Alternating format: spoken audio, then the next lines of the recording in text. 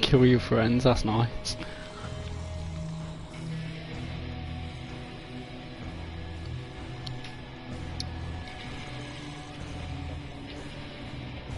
Right, let's mute this TV a sec and see if it can hear me.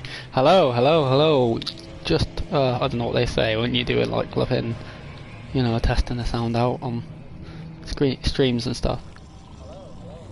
Sound check, blah blah blah blah blah.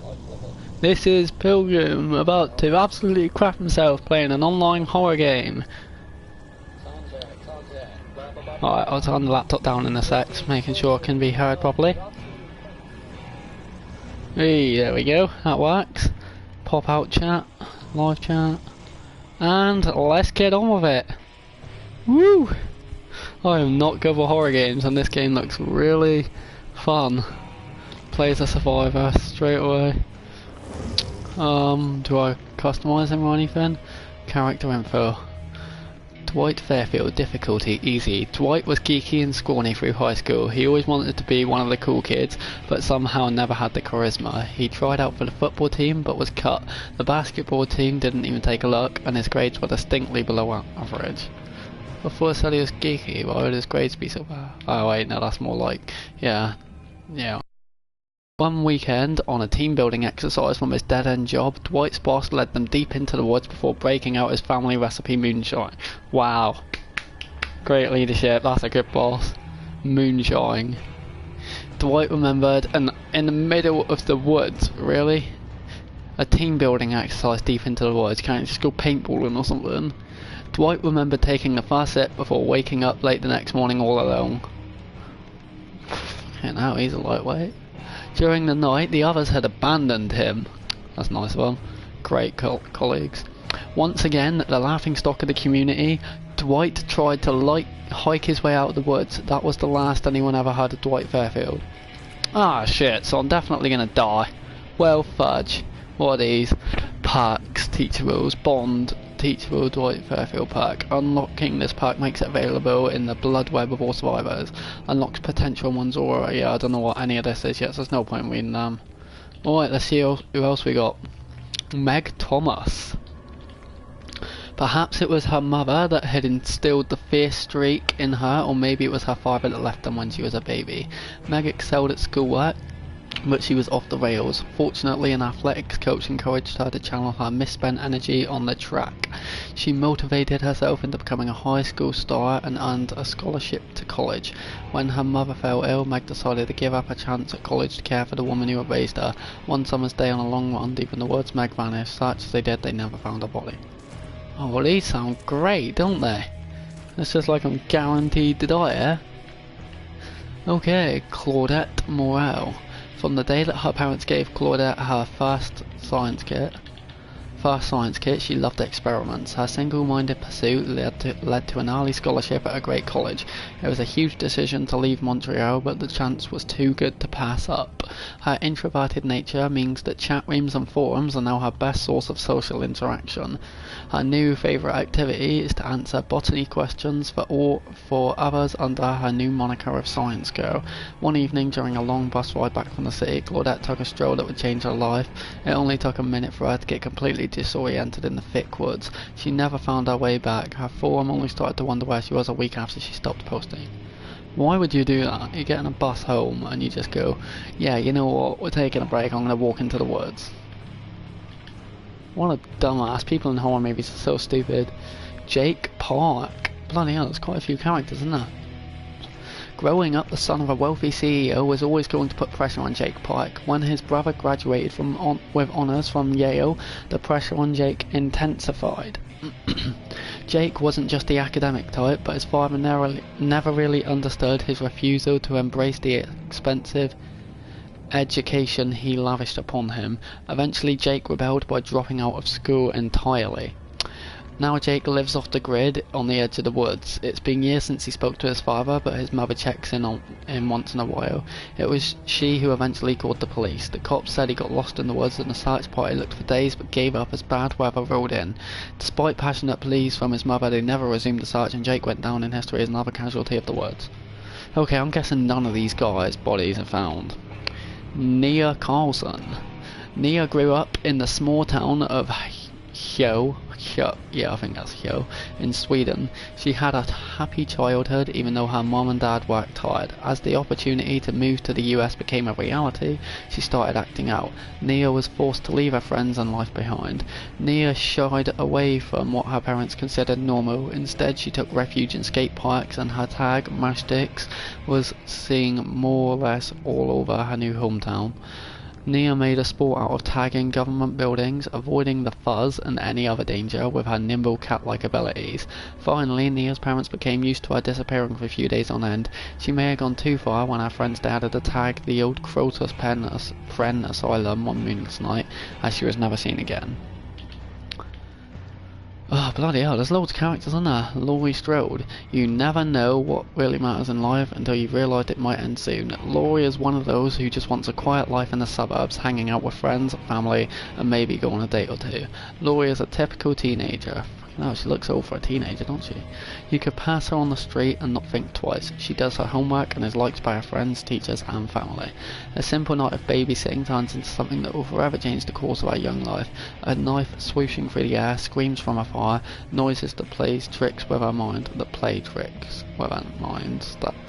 bad grammar.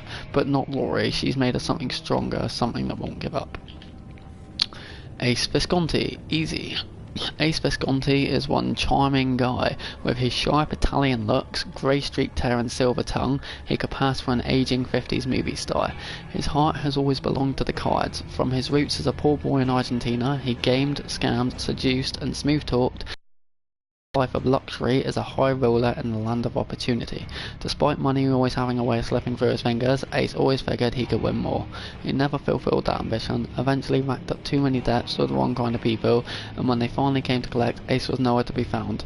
No one knew who tipped him off or where he fled to, but anyone who knew Ace Visconti can agree on one thing: he will survive against all odds. Well, that's great to hear, because there's at least one that survives. How many characters are there? Bloody hell.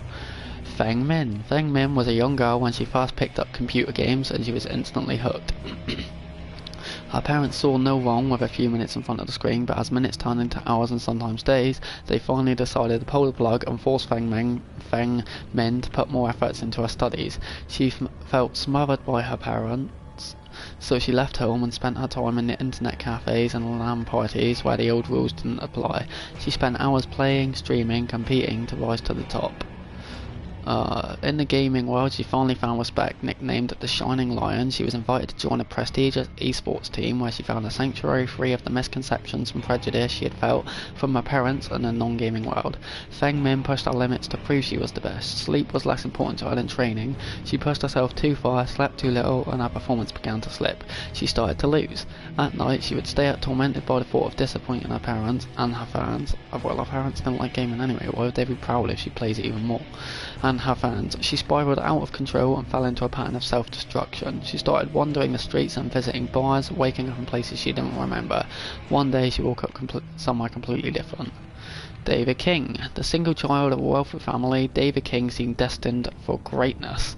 While growing up in Manchester, he demonstrated serious potential in both sports and academics, and with his family connections, all doors were open to him.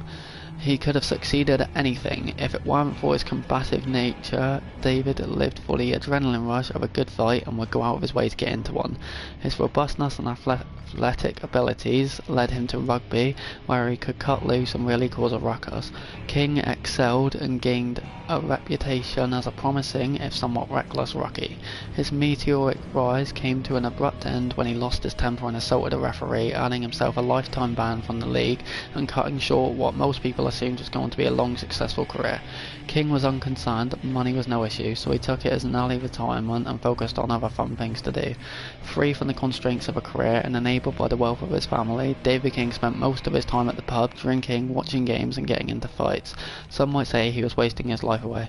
Not many people knew that he was an occasional debt collector or that he fought in clandestine bare-knuckle fight clubs. When David King stopped showing up at the pub, the few friends he still had were not surprised. They figured he had finally picked a fight with someone stronger than he was. In a way, they were right. Bloody hell. There's like flipping 20 characters, isn't there? Oh, these are frickin' Are these DLC chapters? I hope not, because that sucks. That means I gotta get some DLC if I like the game. Quentin Smith. When he heard that Nancy's mother had disappeared, Quentin Smith knew instantly that their success had been short-lived. Although their plan had seemed to work flawlessly... Oh wait, Nancy. Oh yeah. Obviously, A Nightmare on Elm Street. And didn't Nancy's mother die in the first movie, the old ones? And in the new one, obviously. Like at the end, she didn't die, but she got pulled into the dream world or some crap. Freddy Krueger had beaten death yet again, but Quentin wasn't about to give up. It might take many attempts, but he vowed that somehow he would find a way to beat Freddy once and for all. If he didn't, it would only be a matter of time before Freddy would win and Nancy was lost. Someone like Quentin never attracted attention in a library. No matter how strange the texts he requested, he devoured all the information he could on shared dream worlds, lucid dreaming, and the methods to control the dream space. Forcing himself to stay awake via a steady diet of pills and energy drinks, he searched through dusty volumes, finding myths about the demons that live in dreams, trapping their victims in limbo and feeding off their terror. He worked quickly as he knew that Freddy would soon be coming for him. It wasn't long before that moment arrived and Freddy began appearing in his dreams. He stayed at the periphery at first, taunting Quentin, seemingly hoping to tire him out. Using all that he had learned, Quentin was able to see flaws in the dream, cracks where escape route could be formed. He tested this skill carefully, not wanting to show his hand, hoping that it would give him some kind of advantage that he could use to defeat Freddy. Then one night he found himself in the familiar environment of Badham Preschool. Freddy had tired of the taunting and had finally decided to gut him. That's lovely. Quentin ran through the school, his quick eyes scanning for something useful in the maze of rooms. He found a can of paint thinner and quickly formulated a plan. Once the trap was set, he waited, acting as the lure to draw Freddy into the right position, and there he was, claws scraping on metal as he closed in for the kill. Quentin, God, this guy's got a well-long description. Quentin allowed himself time to enjoy the surprise on Freddy's face as the corridor ignited, and then he was away, running through the building, heading for the exit that he knew existed. If he harried Freddy, weakening him and then escaping the dreams of safety, surely that would defeat him over time. Before his eyes, the cracks in the dream closed and his escape route was blocked. He was in Freddy's secret room again, and there was nowhere to run. As Freddy closed in, a broad grin spreading across his ruined face, Quentin was consumed with a need to see this man finally obliterated. He wished it had been him, not his father who threw the gas can that ended Krueger's life, that it had been him who cut Freddy's throat. Perhaps that desire would be enough. This was a realm of the mind after all. He let it consume him, concentrating all his thoughts on wishing Freddy gone. His vision was obscured with rolling tendrils of fog, and when it cleared he was somewhere else, in another dream. If so, it wasn't his. It felt cold and unfamiliar. A flickering drew his attention, and he realised he was by a campfire and he wasn't alone. Other people were trapped here too and they needed his help. So what, are we in a dream? Bloody hell, this guy's from Saw. Cool, that's pretty cool. They got like a load of horror movie characters on there. Detective David Tapp was one of the good guys. His determination to see killers brought to justice and their victims avenged had led him through a long and respected career. When he first saw the details of the Jigsaw case, it seemed like many others, more grisly and macabre, sure, but just another lunatic with a penchant for the overdramatic who would soon be behind bars. A stroke of insight brought Tapp and his partner Detective Stephen Singh to an abandoned mannequin factory where they discovered Jigsaw's lair. They apprehended the man, but he managed to escape before being unmasked, slashing Tapp's throat as he did so. How was he alive then? Leaving his partner, Singh went in pursuit but fell victim to a booby trap. Tapp had failed to go by the book on this one occasion, entering the lair without a warrant, and it had resulted in a detective's death. He was discharged from the force and left with a ruined throat. Oh, he didn't die then. And crippling guilt. He channeled that guilt into an obsession. He would find the killer, stop the murders, vindicate himself, and avenge his friend and colleague. Following the evidence trail brought him to Dr. Lawrence Gordon, and he staked... Actually, I've seen that in the movie. Isn't he the one that shoots him with a shotgun? He shoots Jigsaw with a shotgun. He chases the old dude through the corridors, doesn't he? And he staked out the doctor's apartment, sure that he would find some evidence of guilt. Then he saw a stranger at Gordon's window and heard gunshots. Tapp confronted him and the man fled, with the pursuit leading to an industrial building. God, these are such long descriptions, man. Tapp's age caught up with him. A fight that he would easily have won in his younger days ended with Tapp taking a bullet to the chest. Slumping to the floor, he saw only failure. He had failed his partner and the other victims. Whoever the killer was, Tapp had been unable to stop him. More would die and it would be his fault. He let the rage and guilt consume him and closed his eyes for the final time. Beneath him the concrete floor softened. He dug his fingers into the ground, feeling dirt and leaves, where his chest had been wet with blood. The shirt was now dry and the pain had gone. His eyes opened onto a darkened sky and the jagged searching fingers of branches. Screams echoed through the forest and a new determination filled him. His mind was clear for the first time in months. Victims needed to be avenged, killers thwarted. He didn't know what his place was, but he was still a cop and he always would be. He had a job to do. Kate Denson. God damn, man. Oh wait, and then that's the last one. One of Kate's earliest memories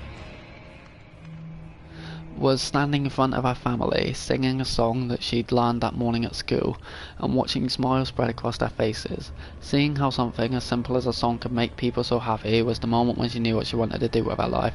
She practiced, learned the guitar as soon as she was big enough to reach over it, and was performing in front of crowds by the time she was 8 years old. Her mother did everything she could to fulfill Kate's dreams, taking her all over her home state of Pennsylvania, then across the south and even to Nashville itself.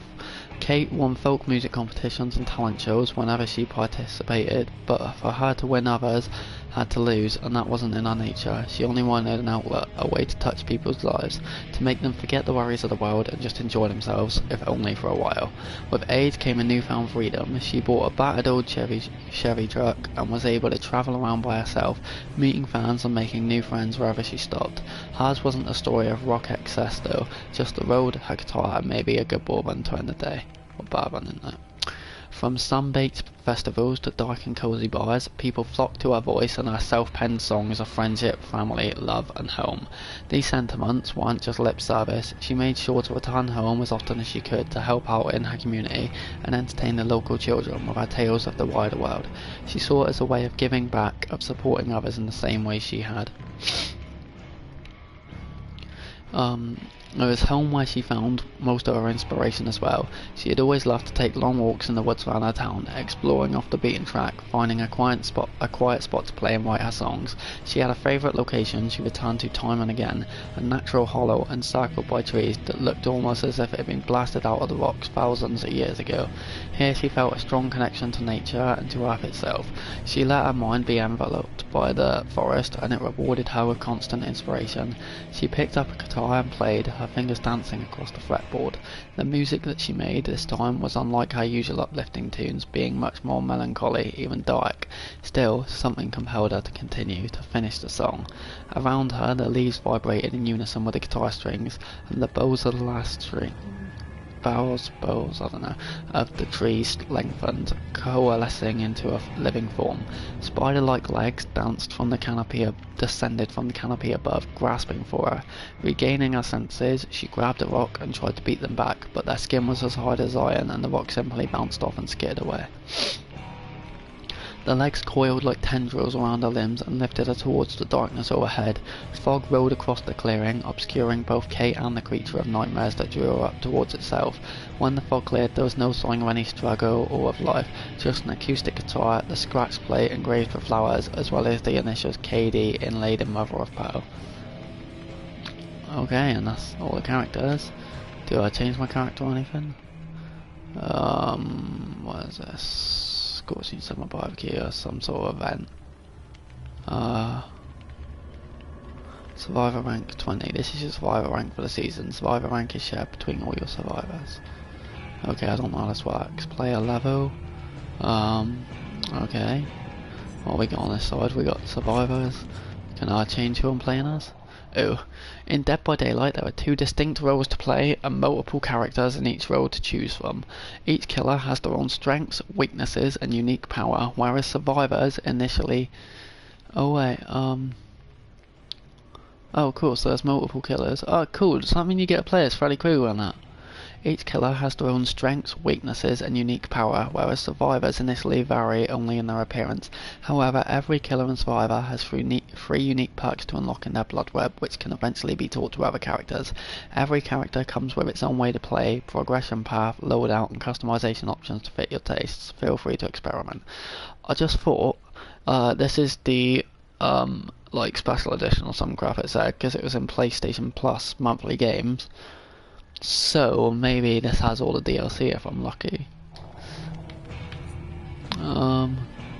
Nope. Available on the PlayStation Store. Damn.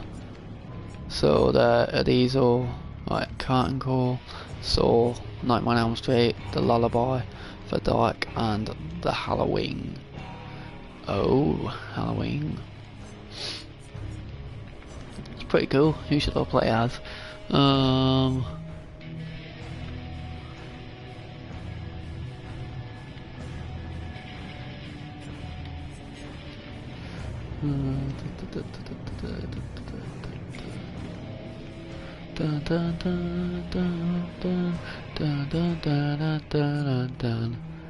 just reading these a sec, and then I'll have a look around, and then I'll get into a game.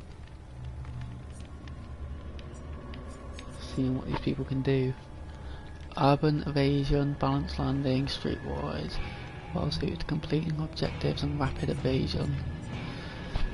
Empathy, botany, knowledge and self-care allow her to spot injured survivors and heal her team and herself more effectively. Well, that sounds useful. Sprint burst and grounding, escape chases and put distance. That sounds like my sort of thing. And what about what's that again? Oh yeah. Rapid evasion. Why did you want to locate the killer? Is she a psychopath? Someone's trying to kill me, let's go find them. No, let's kill. I don't know, you're in the middle of the woods. Or a forest. I think I'm gonna try.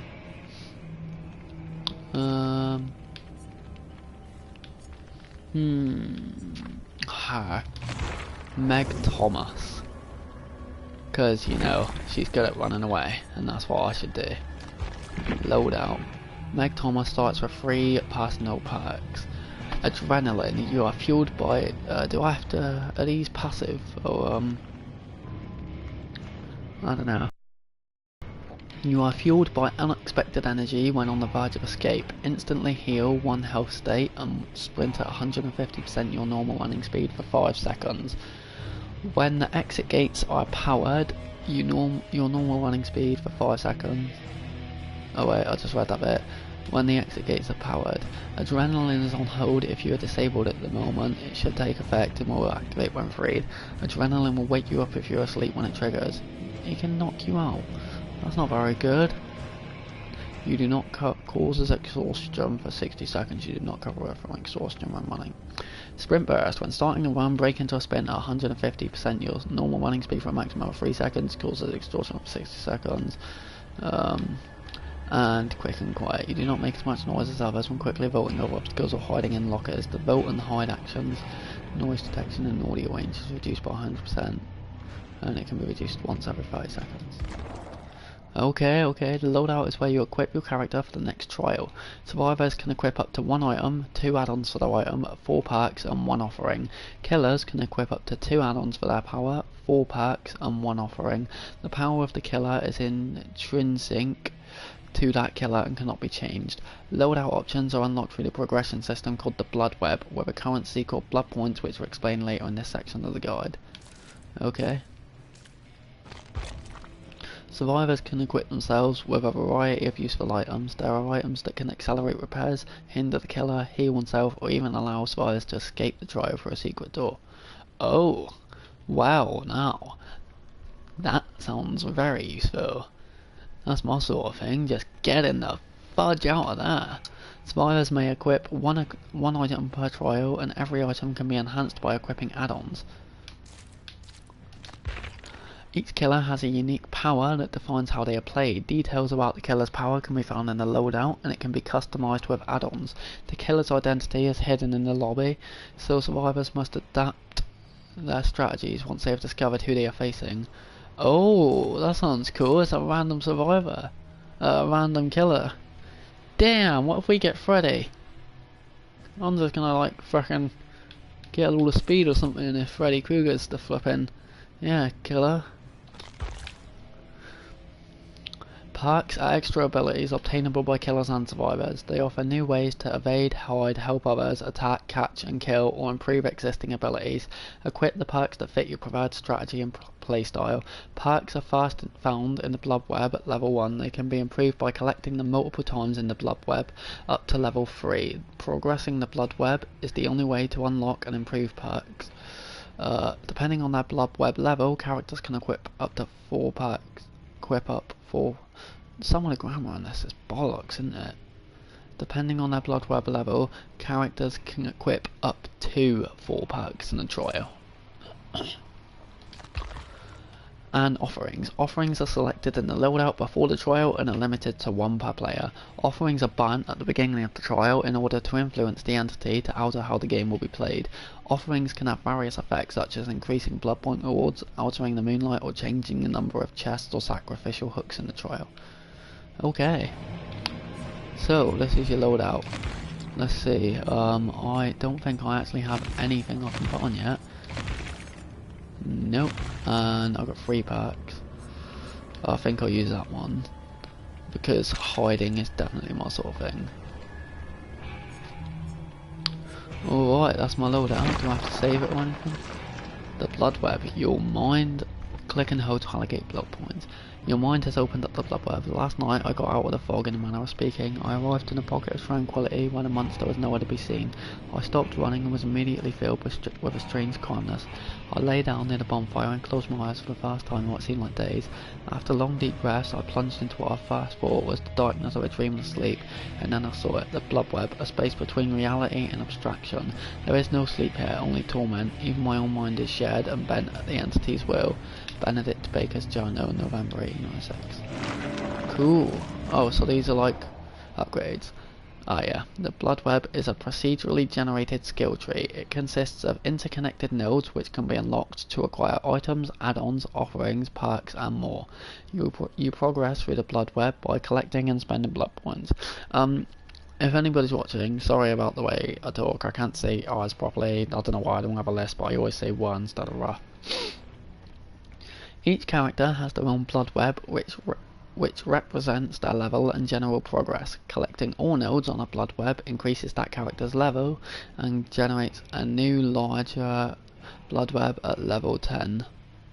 The entity awakens and begins, Lana, what are you adding me to consume nodes on a character's Blood Web, so players must prioritise what nodes they would like to reach before the entity does. Oh wait. Ah, that sucks. Though the maximum level is 50, at this level players can continue to complete Blood Webs and generate new ones indefinitely. At level 50, a character is eligible for prestige. Okay, that's cool. I don't have any of these yet. Yeah, so I know the Black Ops 4 beta is Wait, what? It's 5 o'clock. Okay dudes, I will just be a second. I'm just gonna tell my mate I'm not playing it.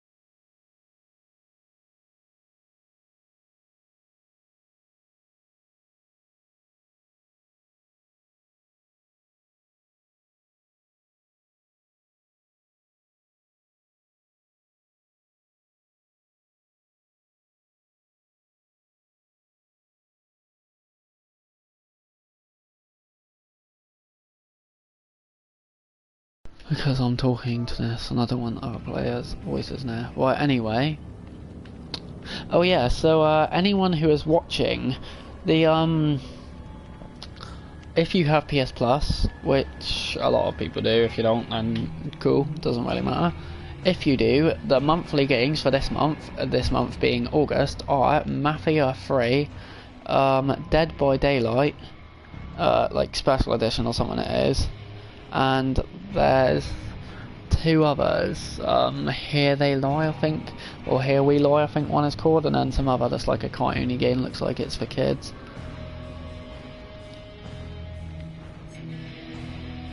Alright, yeah, that's great. Just stop now because it's coming off on my screen completely. Anyway, let's have a look at these.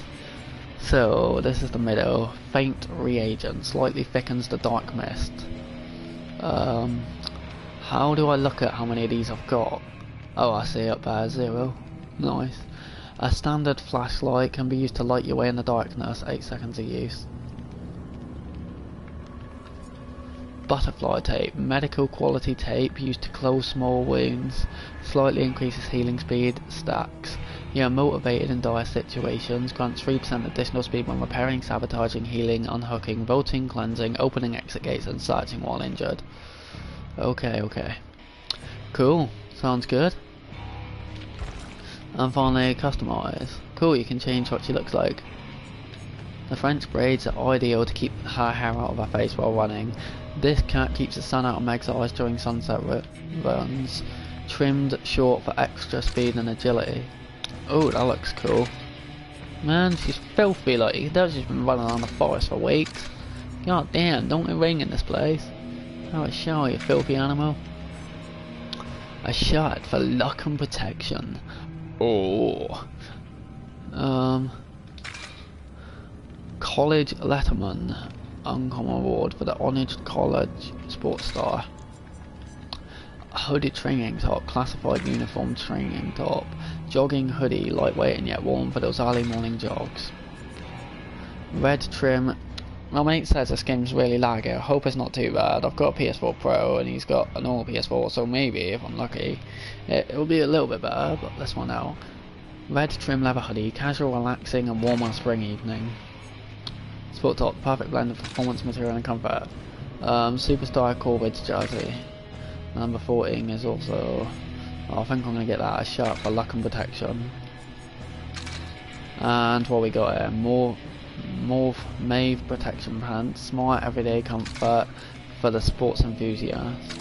Sports leggings, athletic pants with classic running shoes, high grip sneakers, thick leggings help protect the legs from falls and fouls. Look like a footballer.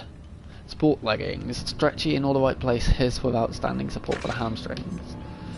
And sweatpants, the ultimate comfy everyday sportswear. I think I'm gonna go with them. I don't know, them or... Alright, yeah, we'll go with them.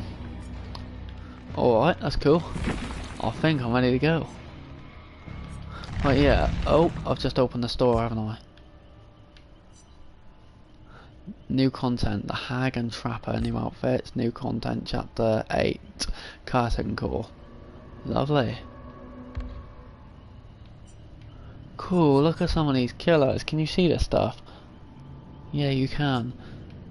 Hey, there's Freddy. Ah, the pig. The clown. The huntress. Isn't that... She looks like the woman out of Hurge, but it's not obviously, because that's not really a horror. The doctor. The cannibal. Lovely. The hag. God damn, I didn't know my sister was in this game. The shape. That's Michael Myers. The nurse. The hillbilly. Oh, lovely. The wraith and the trapper. So, is this all premium currency or can you actually get these? Or Excel packs, how much are they? Bloody hell, they're expensive, aren't they? Considering some of these characters are like, look at that, 1,080 to buy, and that's like 8 quid for a character with how many there are as well. That's not great. Shrine of Secrets. A Shrine of Secrets contains 4 teachable packs and can be unlocked with iridescent shards. Iridescent shards are gained by playing matches as either killer, survivor, or killer, and increasing your player level. The Shrine of Secrets updates once a week. Oh, okay. Those are iridescent shards. They're not the ones you use for these dudes, are they? Oh yeah, they are, but these are just for the outfits. Yeah. You can't buy any of these killers with the shards, can you?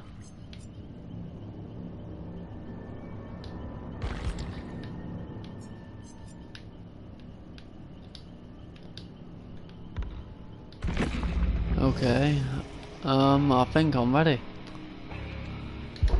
Let's join a lobby.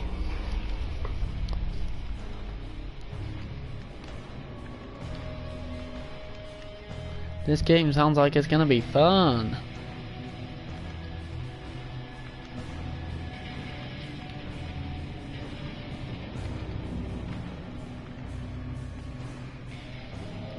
Mason.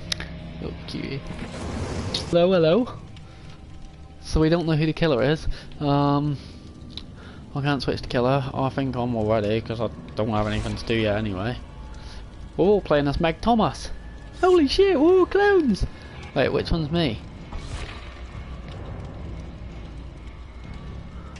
That one, right there in the front, right? Yeah, I think so. That's weird. She must be a popular character. I guess all of us are absolute pussies.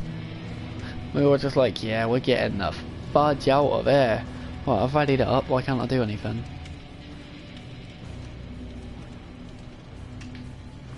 What is that ping? Yeah, 118. That's not really bad, is it? It's going between 70 and 200. It's going up and down.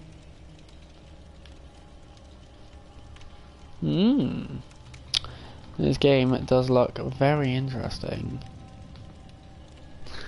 It's a bit like that Friday the 13th game, isn't it? The first survivor hooked on a grill hook will grant the killer a survivor chop. And complete repairs on frozen cocktail machine to grant all survivors a frosty margarita. That's a great idea. Typical horror movie bullcrap. You're getting chased by a killer, let's get absolutely pissed.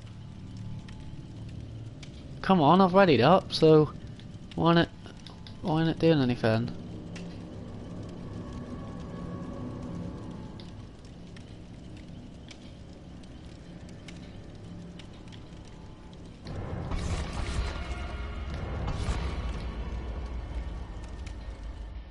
Hey, here we go, I think. Alright, apparently this game is a little bit laggy. What? Oh, really? Didn't even do anything yet. I was disconnected before we even connected. You what, mate? Hey, there we go. We got another Meg Thomas here, but that's all good. Oh, the killer's ready.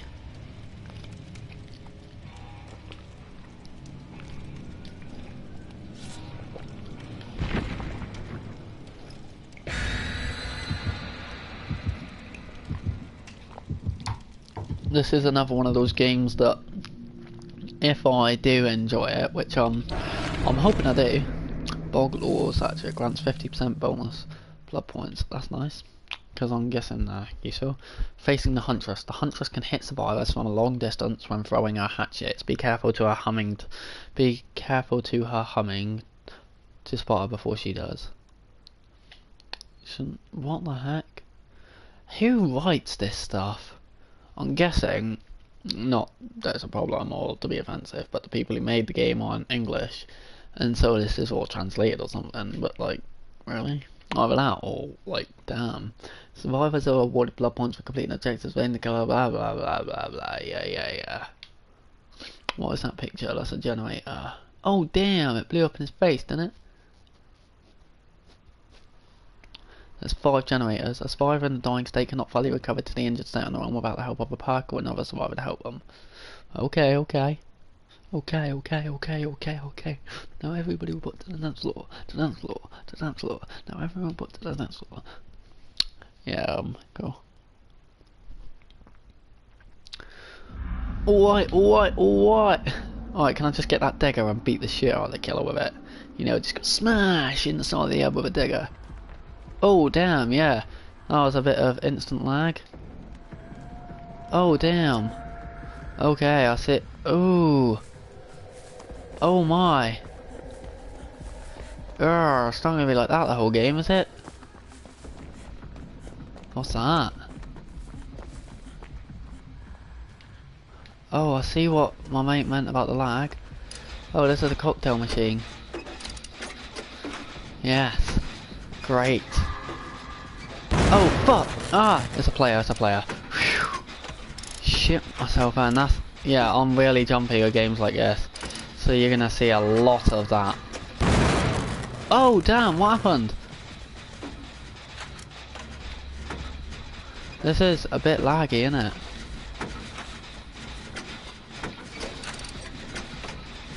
Damn, man. Oh god, he's coming, he's coming!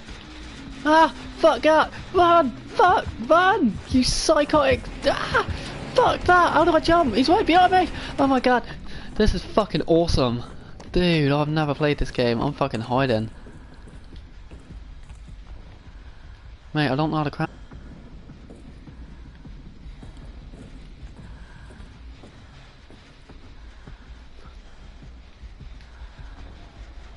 There he is.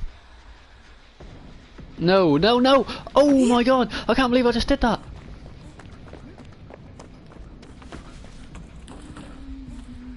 Shit, he's seeing me. Ah, fuck! He knows we're in there.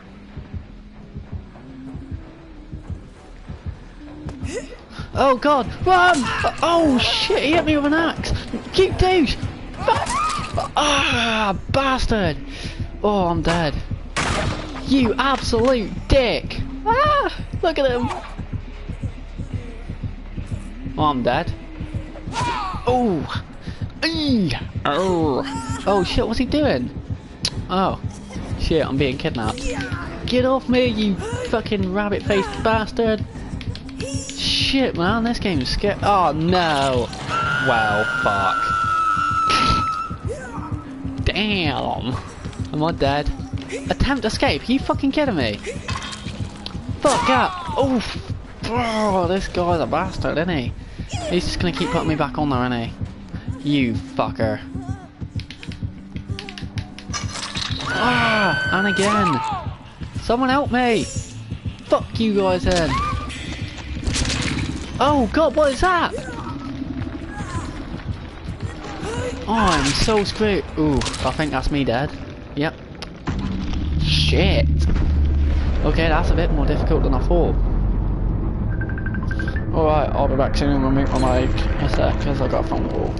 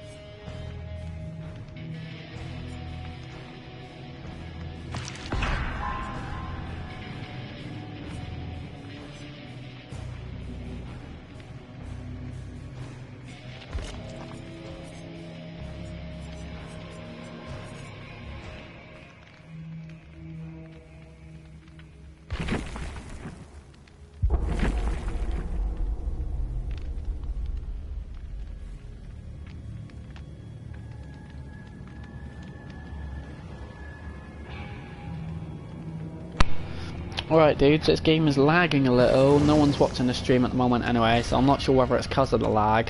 But I'm going to stop streaming anyway and find out. But fuck me, this game is scary. Like, dude, I fucking was repairing that generator. It's really difficult, isn't it, to repair generators because it takes so long. Like, fucking hell. And that dude was invisible. But fucking, oh god, excuse my language. But yeah, fucking hell, I'm gonna stop streaming, and if you watched then cool, see you later dude.